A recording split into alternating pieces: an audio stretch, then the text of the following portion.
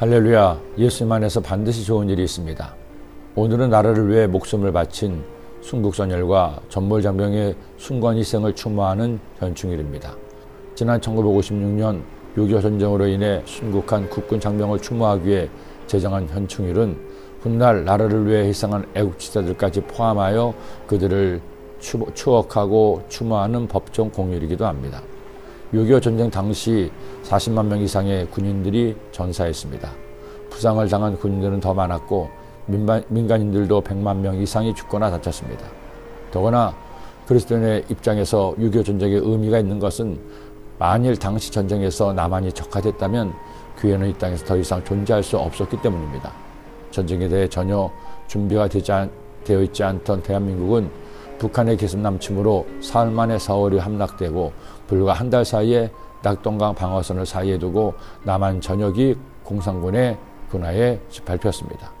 만일 낙동강 방어선이 무너졌다면 우리 민족은 자유를 빼앗긴 채 지금의 북한과 같은 처지에 놓이고 말았을 겁니다. 생각만 해도 끔찍한 일이 아닐 수 없습니다. 오늘 말씀을 묵상하면서 생각해보니 6.25 전쟁은 단순히 동족 상전의 비극만이 아니었습니다. 하나님을 버린 북한과 하나님을 믿는 교회가 있었던 남한과의 전쟁이었습니다. 지금도 한반도는 여전히 전쟁의 기운이 가시지 않았습니다. 전쟁이 끝난 것이 아니죠. 휴전일 뿐 종전이 아닙니다. 더구나 북한은 지금도 자기들 정권의 생존을 위해 핵과 미사일을 생명처럼 지키고 있는 실정입니다. 남한이 아무리 선한 의도로 접근한다고 해도 북한이 선의를 거부하고 긴장을 고조시킨다면 오히려 더 큰 어려움을 당할 수 있습니다.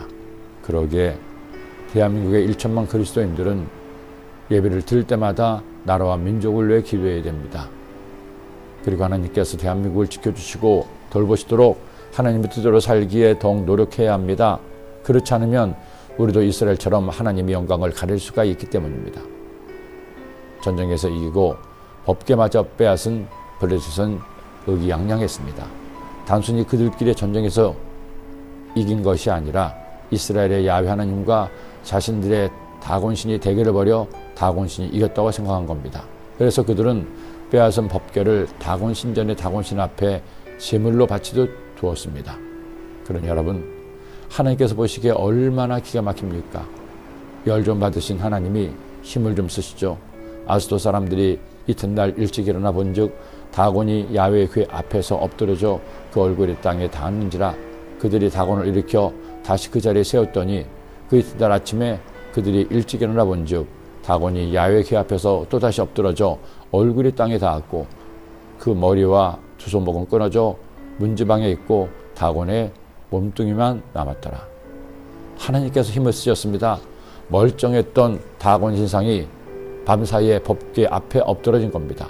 사람들이 이를 보고 다시 세워놓았는데 세상에 다음날 아침 신전에 가보니 다곤의 머리와 몸뚱이와 팔다리가 다 잘라졌습니다. 그뿐이 아니죠. 법궤가 있던 아스돗과 그 일대에 독한 종기가 퍼져 고통을 당했습니다. 더는 견디지 못하고 법궤를 가두로 보냈는데 거기서도 종기가 퍼졌습니다. 결국 그들은 야훼 하나님이 그들에게 내리신 재앙으로 생각하고 법궤를 돌려보내기로 결정했습니다.